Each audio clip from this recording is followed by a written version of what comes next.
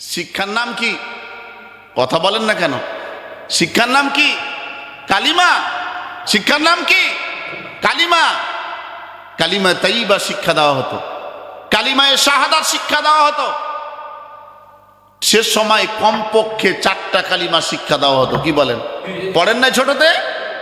আর এখন একটা বাচ্চা আপনার MA পাস করে, ডিগ্রি করে, মাস্টার্স শেষ করে, এরপরও 4টা কালিমা কেন 2খান কালিমাই পারে না।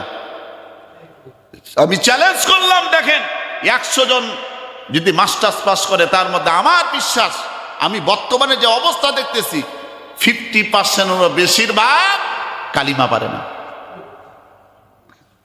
1টা থেকে 2টা। আপনার বিশ্বাস না হলে আজকে যান, আপনার সন্তানকে আপনি প্রশ্ন করুন, কালিমায়ে মুজাম্মিল পড়ো। কি ভাই?